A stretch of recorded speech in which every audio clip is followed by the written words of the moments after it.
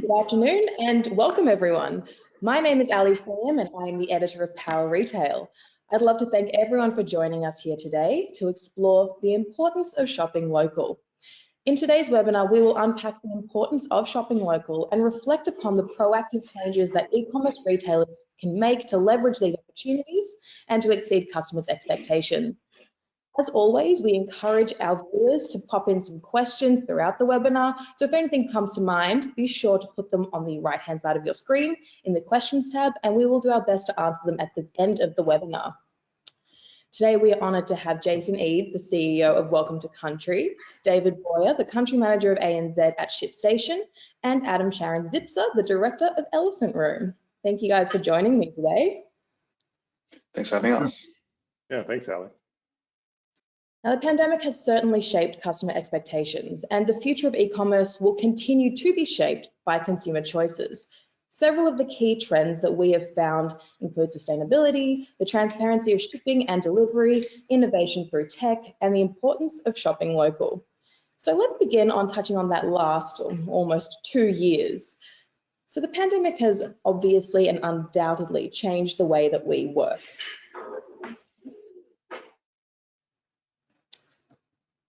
One second, my apologies, I'm having a few tech difficulties. Okay. Consumer expectations are increasingly high, and while retailers are trying to meet the demand while exceeding these customer expectations. And shopping locally is something that we've seen in this new normal. Can each of you actually comment on what you've seen across these specific segments and why shopping locally is so important? David, I think we should start with you. Awesome. Yeah, thanks, Ali.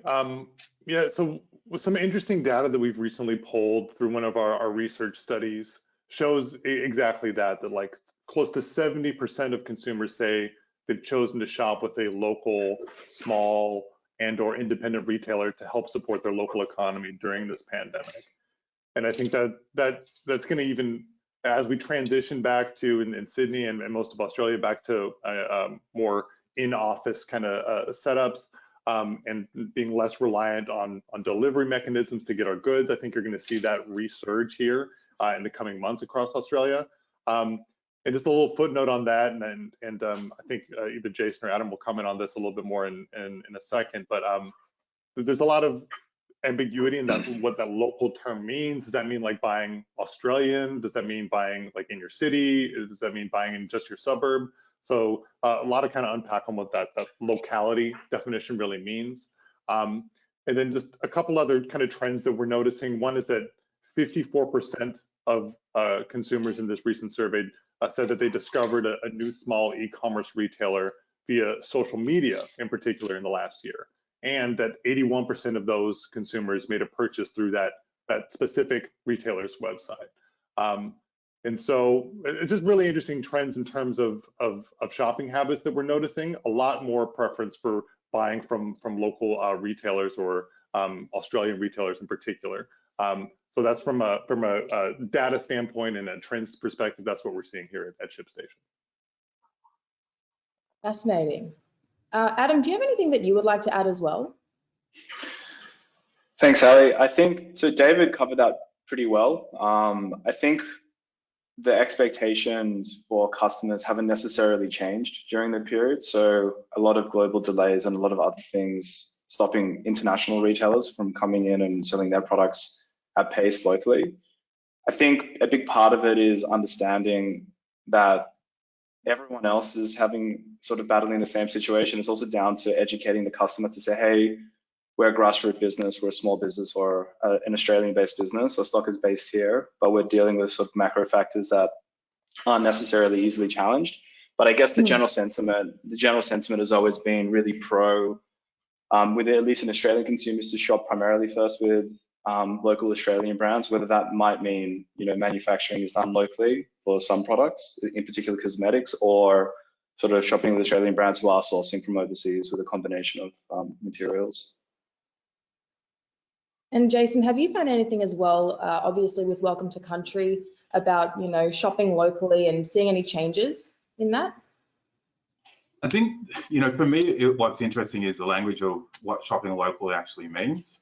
And it means different things to different people. And I think it means different things to different businesses. So some consumers are looking at local as being very localized, supporting businesses within their immediate area. And depending on, their personal kind of preference, some of that is actually about sustainability and ensuring that items aren't coming from huge distances. So they're looking very localized. For others, I guess there's a growing discussion around buying Australian and what that actually means.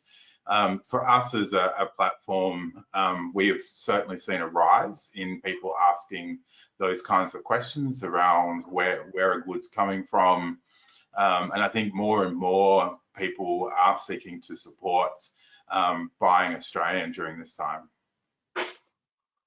Love to see it as well.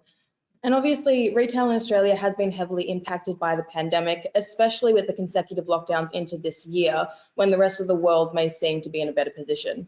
But we've seen a lot of recent delays on carrier services like Australia Post. So Jason, how can e-commerce businesses overcome this challenge and provide the best customer experience, especially going into the peak season? It's a huge challenge, and not just from a customer, but also a supplier point of view, and having suppliers come in. But from a customer perspective, I think the biggest challenge really is around communications and setting expectations around what is possible. We've had communication starting to flow very early that there is likely to be more delays in terms of items being delivered. So being clear with customers around the length of times that things take. But also we've been exploring multiple channels so that we're not just sending items out with one carrier, that we are spreading that out a little bit, because we want to be able to get the items to customers as quick as we can. Absolutely. And David or Adam, do you guys have anything to add as well, based on what Jason has just said? Yeah, so Jason's points really resonate with what we've seen and some of the data points that we've acquired here over the last 6 months, is that the majority of consumers expect two things now from retailers. One, some degree of transparency around delivery times and estimates, like Jason mentioned. Like that's very apt, especially with the increased delays that some of the leading providers in Australia are experiencing currently.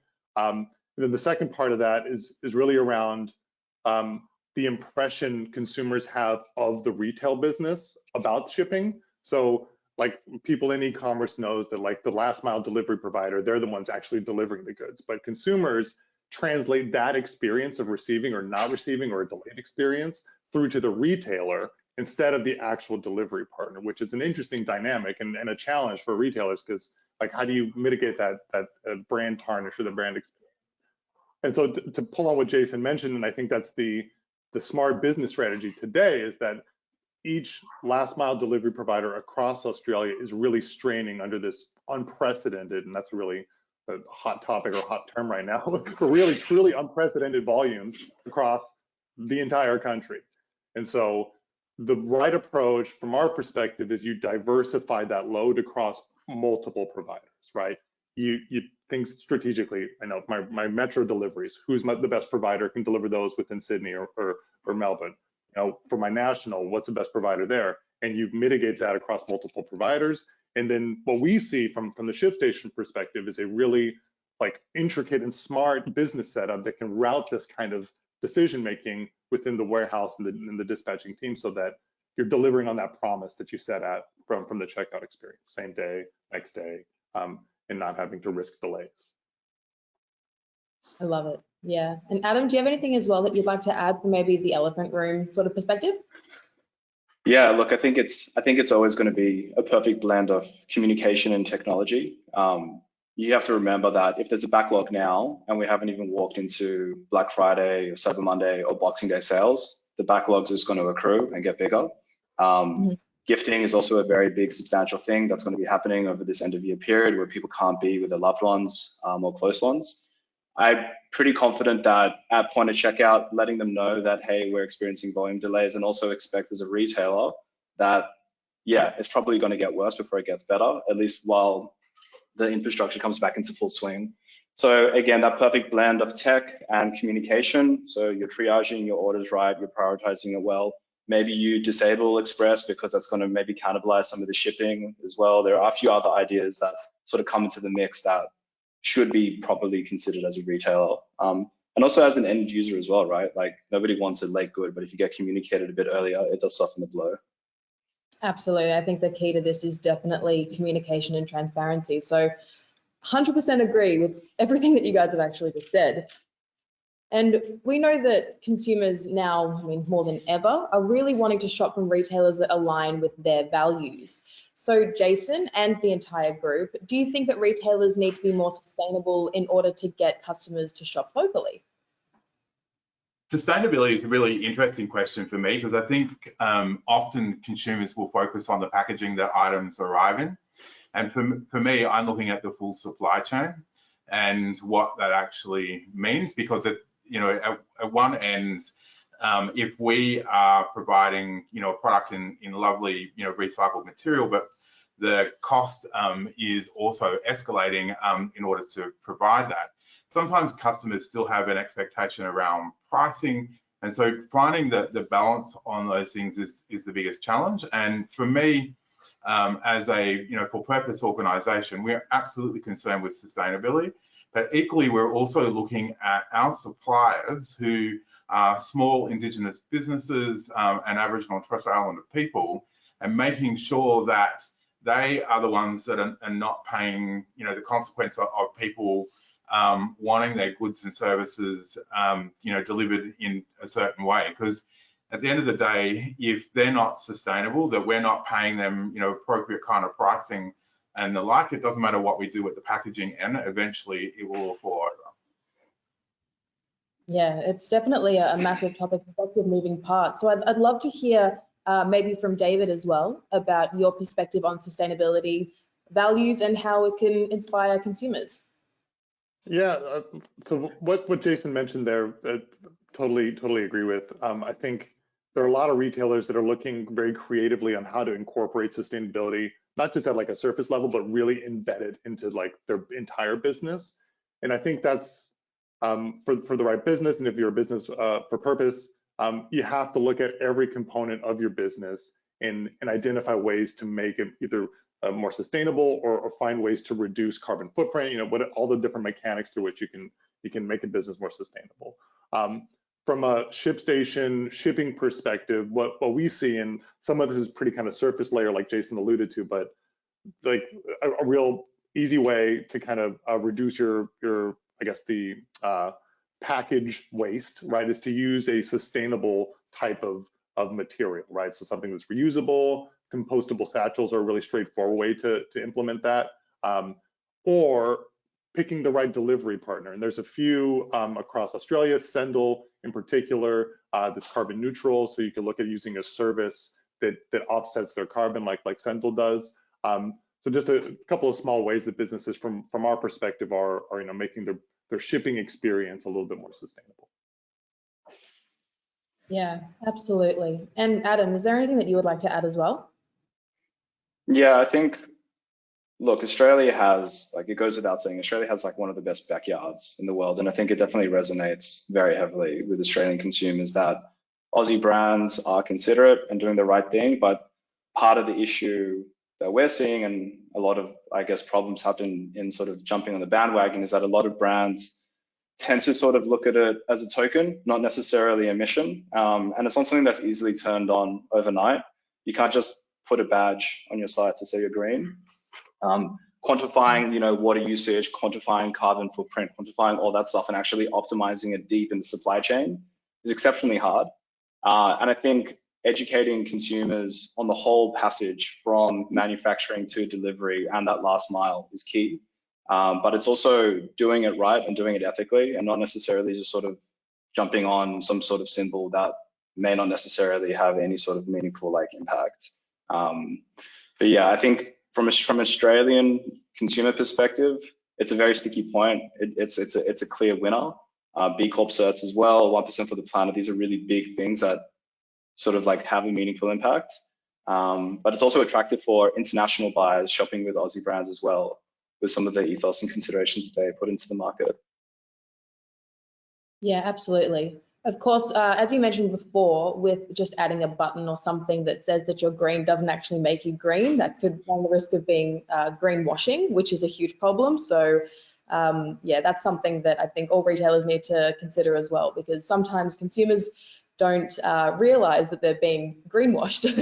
So Exactly. it's definitely a big issue. I'd actually like to throw this question out to the whole panel. So I would love to know if you could all provide a comment on the importance of leveraging technology when it comes to having, quickly adapting and responding to the ever-changing landscape of e-commerce today. So I would like to throw this over to David to start with. Yeah, great question, Ali. And this is where ShipStation, this is our world, right? Is as a software platform, how we do help businesses scale up their shipping processes as they grow. And so I guess I'll paint the story of what we see from businesses that come to us, right? They're desperate for a solution, and we usually talk them through kind of how to set up the right process. But usually what we see is businesses are starting off with one carrier, things are simple, life is good. It's not that complex. They're just doing, shipping through Ozpost or what have you. And then the business starts taking off. They're adding more channels, right? They're considering Amazon, eBay, et cetera. Got more SKUs, they got more staff, got more providers now, and they got more problems. And so things are starting to scale up. Pain is getting more real. And we see the back of that business start to crack, right? So the wrong items are getting sent to the right customer. The right item is getting sent to the wrong customer. Bad reviews are flowing in.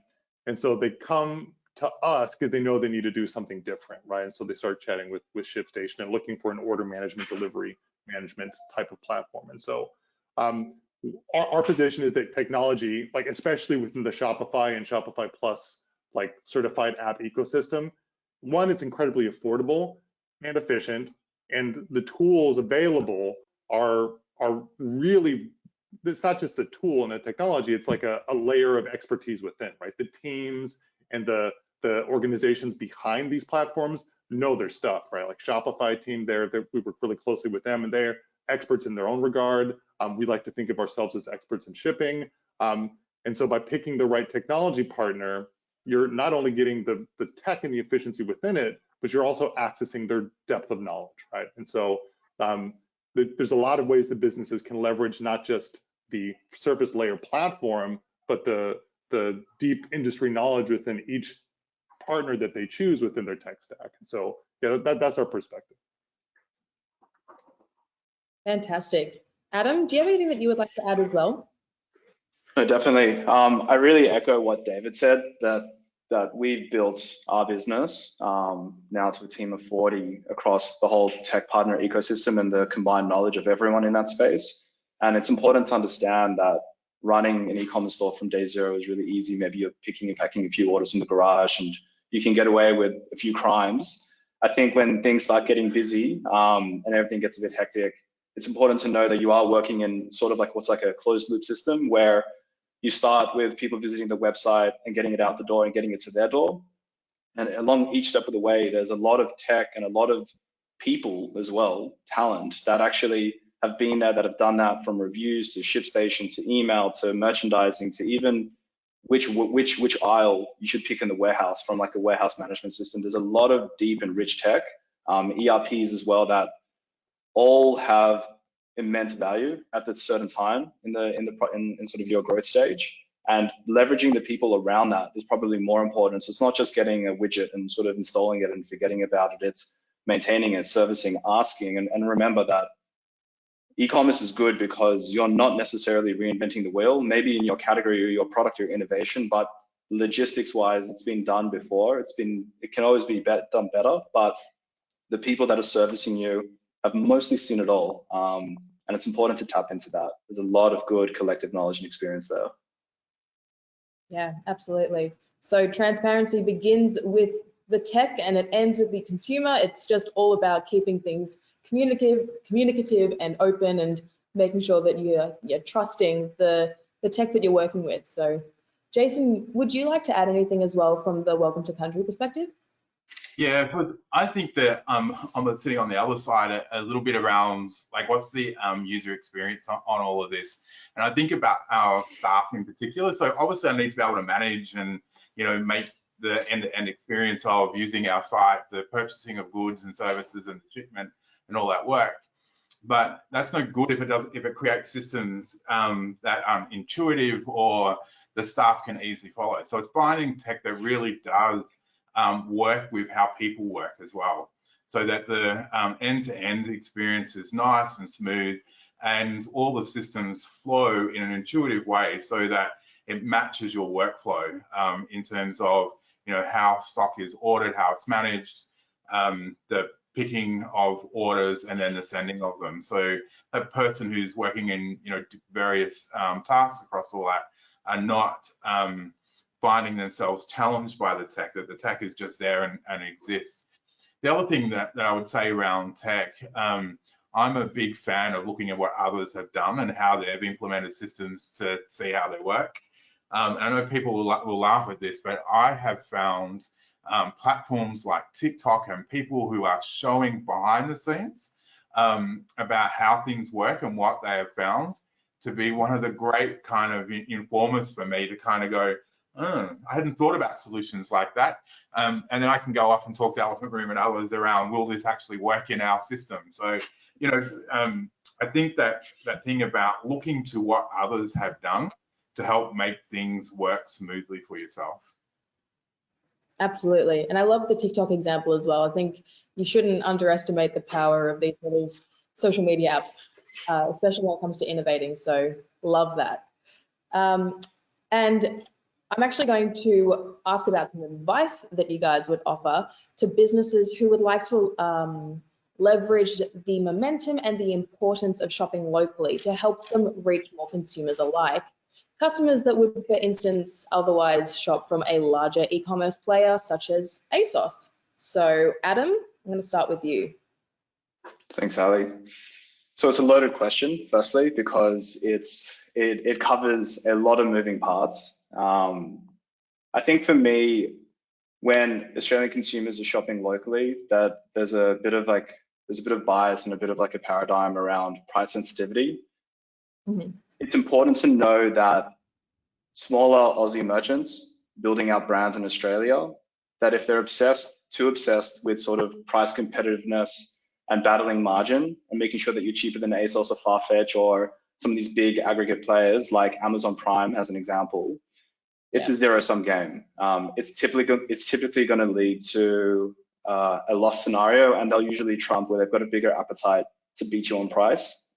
And I think, especially with consumers shopping or trying to maintain their shopping experience in Australia within our borders, it's important to sort of build a narrative and a story that isn't purely around price. So I think a lot of the big e-commerce players in Australia, so if you think of like your JBs, your Officeworks, I'm hoping that I can say the names in this forum, but all the other Bunnings as well, like their whole big mantra, Chemist Warehouse as well, has been price and markdowns and slashdowns, and it's a pretty boring narrative, to be honest. And I think for a lot of the newer brands coming in or thinking about how do I attract and yield customers that are going to be loyal, and loyalty is a big one because price and loyalty is sort of the same thing in a way.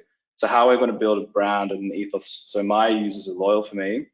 It's more than price. Price should be the end result. Not to say you should be absurd and be too expensive. You do need a degree of sensibility there, but it's also educating them on where your products are sourced, who's your team, who's manufacturing, like what have you done as a brand to sort of create that mantra?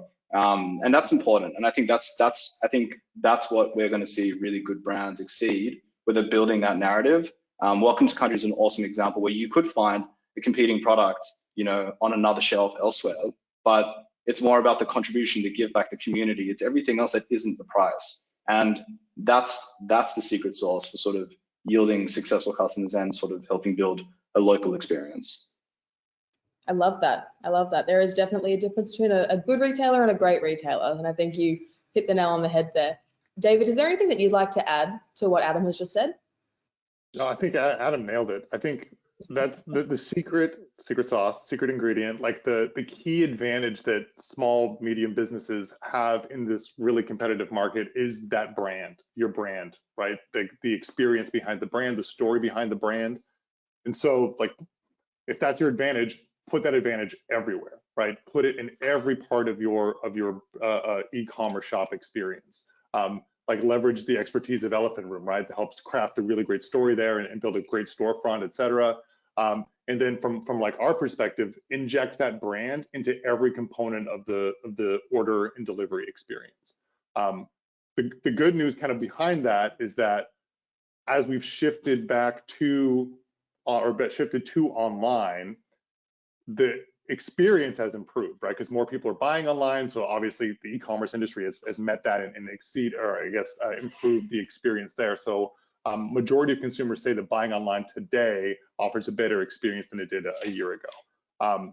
And so with more traffic going online, a lot of tips that we offer to ensure like a business can be efficient throughout that like new influx. One is automation, right? Just, that's the key thing. Automate it as much as you can, save time and money through there. Offer core delivery options at checkout, so express, free, et cetera. Find the right nuance that makes sense for your business. And then, like I said at the top, communicate, over communicate, right? Put your brand in the communication. Offer a brandable tracking page instead of a carrier's. Have a really bespoke email template that just sends out immediately when you ship it out.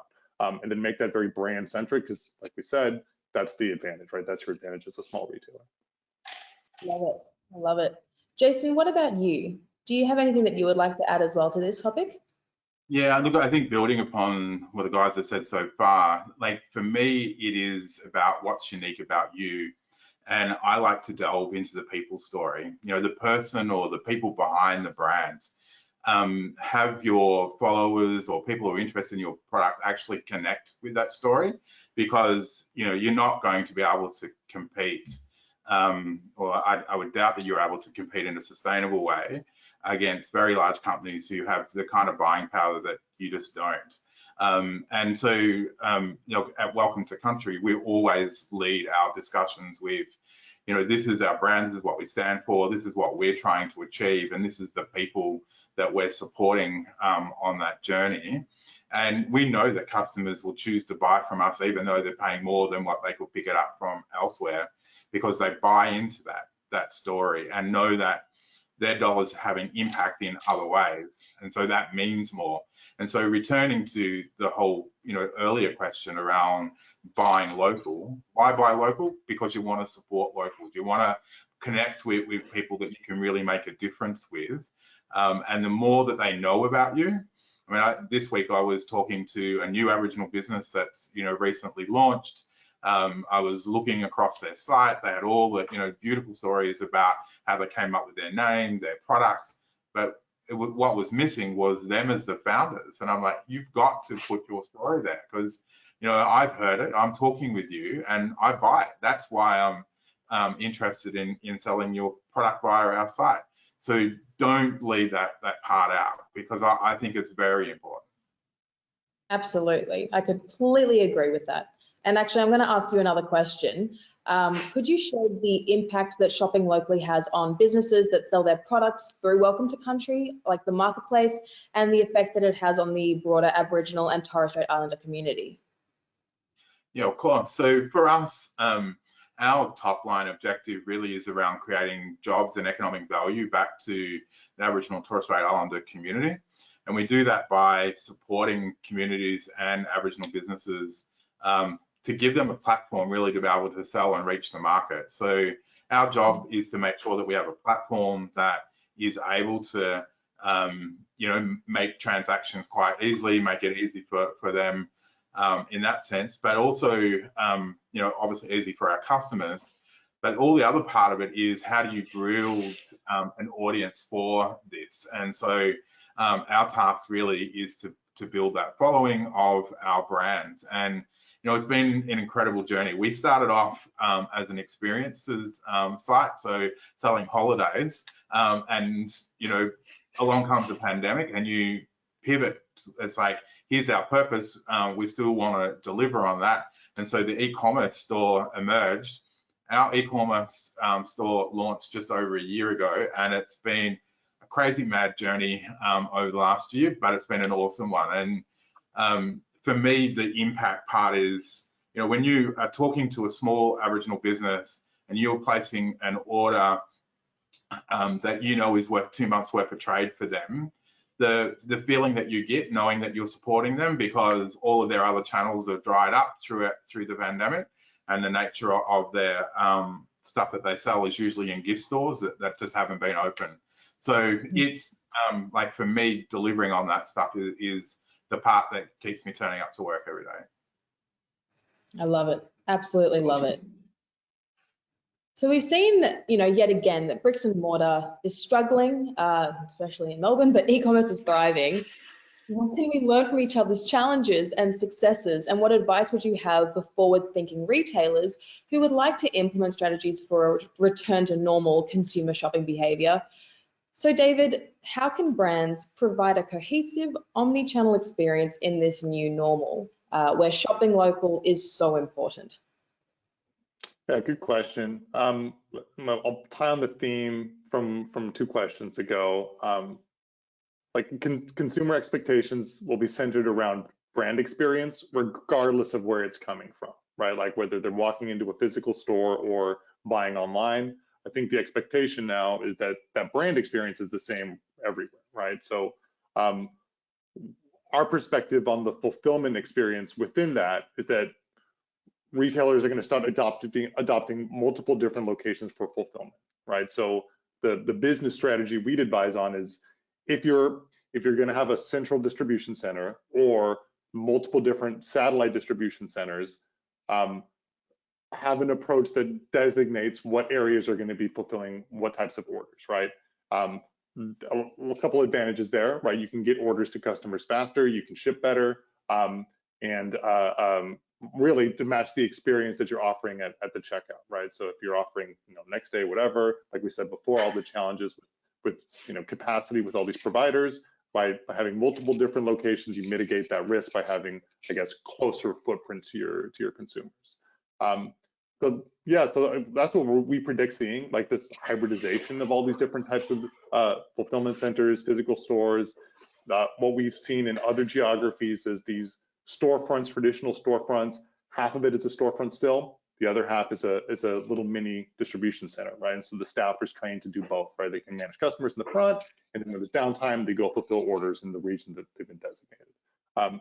That'll be the new normal, right? So we saw that before the pandemic. We saw businesses that were predominantly e-commerce D2C brands pivoting back to physical stores, because there's a lot of brand experience advantage that you can offer through that. And then we'll see the inverse, right? Brick and mortar stores going to online, like we did see. And now the new normal will be everywhere, right? People can buy whatever they want from either location, and then have to match that with getting that order to that customer physically, and having a flexible way to do that in the back end. Going to be a very interesting new normal. I can't wait, actually. It's going to be really cool. Adam, do you have anything that you would like to add as well? Yeah, definitely. I think Dave did explain it well in a hybrid approach, and I think like Woolies is a really good example that are doing with like their direct to boot sort of approach, where if you sort of think about the early topics we spoke about with supply chain delays, and people still want instant gratification, still want their goods, and if the brand does have a physical presence, there is a model where if they have a physical store and they're picking, packing in shop, and they're offering a very faster and leaner sort of delivery process, or getting the goods faster to the consumer, I think that's going to be quite big and quite exceptional, especially over the sort of the holiday seasonal periods. Having a good, like really good email comms and sort of a style of communicating is going to be key in that. But it's also important to know that I think like traditionally e-commerce has been, equal parts sort of convenience and simplicity. And I feel that a lot of the brands that will now be opening up stores, yeah, you'll get your immediate rush and your surge of customers that are going to be doing obscure shopping on a Monday night at 8:30 p.m., which wouldn't be normal in any sense. However, that will, yeah, well, exactly. Unless and then eventually that'll dry up. So come January, that'll dry up, and then everything would be back to normal, and everyone would be like, okay, well, what happened for the last year? But I think it's also just merging that experience. So it's not just about offering a little espresso shot when they walk into the store or giving them a nice little back rub. Like, I think there's a big gap in actually educating customers and doing live demonstrations, doing things that are experience things that are actually creating a stickier experience and actually allowing consumers to resonate and understand the brand alongside a very well-oiled and a very efficient sort of pick and pack and supply chain process. I think there needs to be a union of both of those, and it's not necessarily being exclusive of one or the other. However, I'm a coffee freak, so offering espresso is probably a good thing, but you can be doing more than that is also probably the challenge and sort of the creative challenge that needs to sort of be considered. Definitely backing you up with the espresso idea. I think that I could use a couple right now as well. So Yeah, love definitely, it. always. And Jason, what about you? Do you have any thoughts on this as well? Look, I just think it's so early to even describe what new normal is going to be. We're only just starting to emerge from some of the latest rounds of lockdowns. I don't think that we're anywhere near understanding how things will change.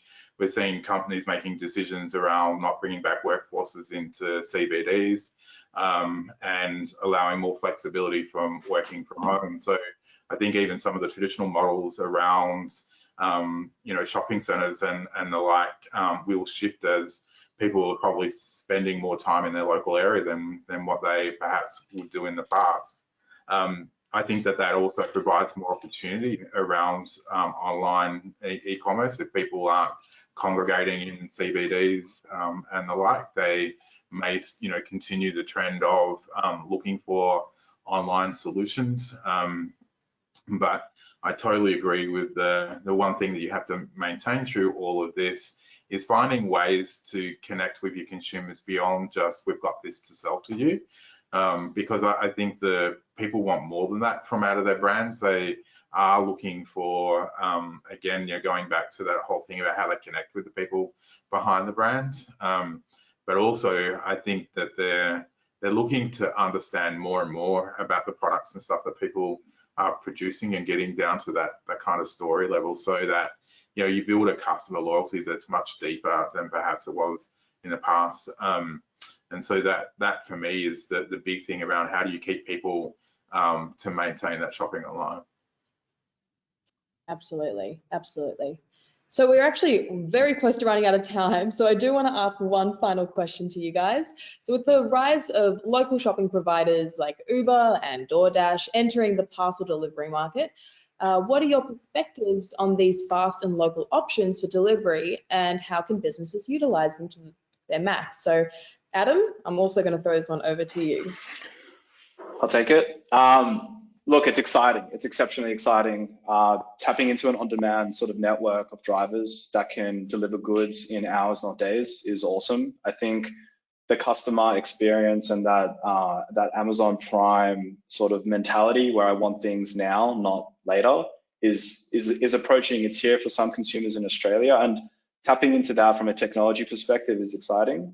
Assuming they're obviously getting paid right, and they're also, they're also working in the right sort of standards. But partners like ShipStation and Dave's team, they offer that interface, and it's not actually that straightforward to just interface with them directly. You need to sort of go through a service. You need to triage it across your other orders. That also impacts the warehouse. But fundamentally, I think we'll see it more and more next year. They need more of a revenue stream as well. But my prediction would actually be more in the secondhand space as well. I think that's going to boom primarily in sort of an on-demand fleet network of delivery drivers, which is good because cradle to cradle is good for the environment and from a sustainability perspective. Absolutely. David, what about you? What do you think about this, super speedy local options like using Uber and DoorDash? And yeah, how can businesses utilize them? Yeah, I mean, I leverage it all the time, right? I'm like, if I can get this tomorrow, no, it's too long. If I can get this within an hour, that's great. So I think that's the new normal, or one part. Like to Jason's point, a lot of this is kind of unknown, but what we've seen from I guess the consumer expectation perspective is that there's a tendency or a trend towards asking for things to get delivered within 4 days. Or sorry, 4 days, 4 hours. So that's very different than like 2019, where everything was fast, everything was free, and then you could upgrade for like a fast shipping, whereas now everyone wants it within 4 hours. And to use Adam's term, right, the Amazon Prime mentality about all of this. So we see this as a real opportunity for retailers to provide like an easy pathway for a delivery upgrade. So they can, offer expedited same-day shipping at checkout, easily match that on the back end, right, and just connect to an on-demand fleet. So I think that's maybe a little too soon to see how this trend continues based on like the reopening of the country, because I think a lot of this the mechanism that drove this was the forced lockdown, right, needing things immediately where you couldn't go get them in a physical store. Interesting to see how that plays out now that people can do that on-demand shopping in physical stores and may not rely so much on a on-demand delivery service for like within 4 hours. Yeah, and Jason, do you have anything that you would like to add as well on this? I think it goes back to our original commentary around sustainability. Like I'm on one hand, I get the consumer need to have goods and services provided immediately and the convenience of that, but I do wonder at what cost some of that comes at. And as a consumer, I sit on both sides, but I love the idea that you can jump on and just have something delivered to you a couple of hours later. And I've done that myself. When I've had keyboards break down, and it's like I can't wait for that. Have one dropped off. But I think also though that people are still concerned then about the sustainability or costs and stuff associated with delivering and providing that kind of service. And to Adam's point before, I think around making sure that people are being appropriately paid, that it's not just another person being squeezed in that kind of process to deliver to you within a certain time frame. And I also think that it will vary from business to business around the sustainability of that, because all those kinds of services do come at a cost to be able to prioritize and get those orders out. And it will vary across business types as to how much they're able to do of that. So I guess, earlier I was talking about you've got to have multiple solutions. It might be an overall part of, your solutions, but I hope it doesn't become the main thing that everybody kind of latches onto, because I think it will break. Yes, very good points, actually, all across the board. And unfortunately, we're running out of time, but I do want to ask a couple of questions from our audience because we've got some great ones in here. I'm actually going to first throw this one to Jason. I think we should have specified this at the start, but what does local actually mean to you? Because it can mean something different to different retailers and different businesses, but what does local mean to you?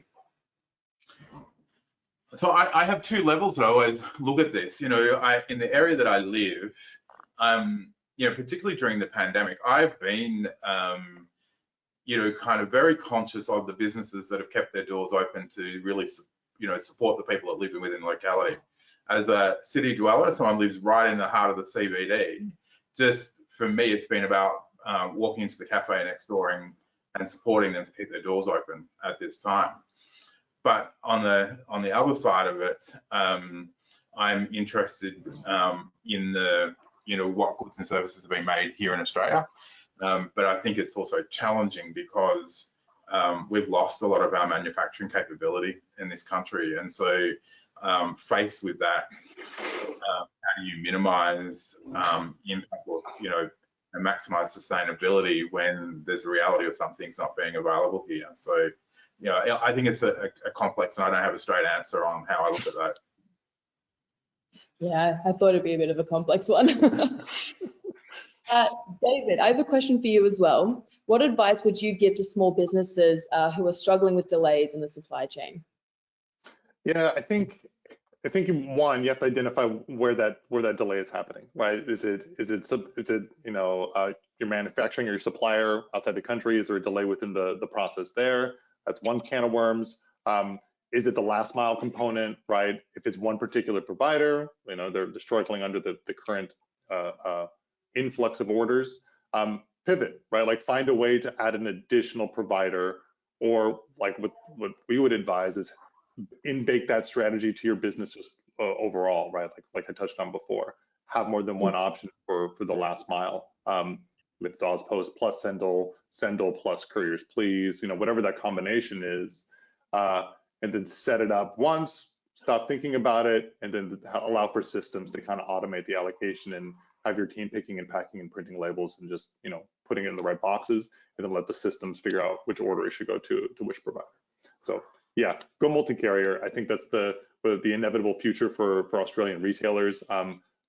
As Adam's point earlier is like, it'll probably be midway through Q1 next year, right? Like February, March, that the influx from now and then, Black Friday, Cyber Monday, and then holiday shopping, it won't be until next year that we get through that surge. So yeah. And Adam, is there anything that you would like to add to that as well? It's tricky. Like, you need to audit it. You need to see, is it on the manufacturing level? Is it in my warehouse? Is it my suppliers or my providers? Is it my fleet? I think there are some good providers. If you're really battling and you're exceptionally behind, there are some good local options available. You, as a brand, you need to have a really hard conversation with yourself to say, am I willing to sacrifice margin to get my customers happy? If you adopt that mentality, just to sort of get things through the door and maintain your reputation and a good ethos, then yeah, you're going to have to do some weird things. Like, you're going to I've had clients put goods in an Uber and send it to a client across Sydney and pay $80 just to ease up my customer service thing because they couldn't handle the abuse. So it's like, if you're prepared to sort of do it and make it right, you can do it. But if you're obviously talking about hundreds and thousands of orders in the backlog, there's more of a macro problem, and everyone else's roof's on fire. It's not just yours. Just got to remember that. Yeah, absolutely. Wow, that's a very expensive delivery. You got to do what you got to do. That's right. That's right. And just before we end, I would like to throw this question out to everybody here. What would be one key tip that you would give businesses that are heading into the upcoming holiday period? So I'm going to start from the top and work my way down. So David, we'll start with you. Yeah, I think keeping it in the realm of technology where we live, just find your right partners, right? Find the right tech to make you successful. Now is the right time to evaluate, like Adam mentioned, do an audit, right? Check where your pain points are, and then get in touch, right? Find some consultants and find your right technology business partners, and then ask them for advice. That would be my key tip. Love it. And Adam, what about you? I've been doing this for long enough to tell everyone that's on this call to not deploy anything during Christmas or a night before Black Friday. Don't code freeze, don't rock the boat. You can evaluate, but don't implement, because nobody needs those phone calls at midnight when everything's going weird and bonkers. Be smart, be conservative, but also leverage your marketing, get in early. You've got an insight that there'll be a delay.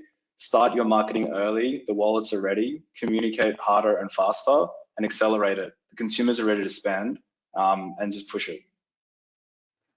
I love it. I love it. You had that ready to go. It's fantastic. I've been there, done that too many times. And Jason, what about you? What would be a piece of advice you'd offer businesses? So I think consumers are already spending for Christmas right now, and it has started not just because people have been, in lockdown. Genuine Christmas purchases has already commenced, and I was seeing it last month. And I know because we sell Christmas baubles, and they have been selling by the box load. So I think consumers are very switched on to the, everything out there around the messaging. Buy early, or you won't have your Christmas gifts. So if I'm a retailer right now, shoring up your stock supplies has got to be top of your list. And then obviously on the other end of that, communication around how early customers should be purchasing, and it is so random about how long it takes for some deliveries. And express orders are still being prioritized by the carriers, whereas regular orders, sometimes they turn up the next day, other times they're 3 weeks and they still haven't been delivered. And there is no rationale behind any of it. So be prepared to deal with the customer support side of that, but yeah, get on early to making sure you're going to have your supplies. Love it. Yeah, so be speedy, be transparent, and yeah, prepare early. I love it. Fantastic. So unfortunately, we've actually run out of time. We've gone over time. And there are more questions that I would love to ask you guys, but unfortunately we do have to have lunch, get on with the day.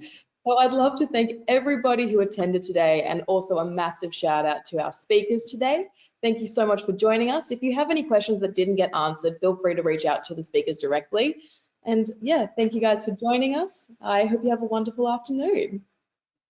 Thank you. Thanks, everyone. Thanks, Ali. Thank you guys. Bye. Hey.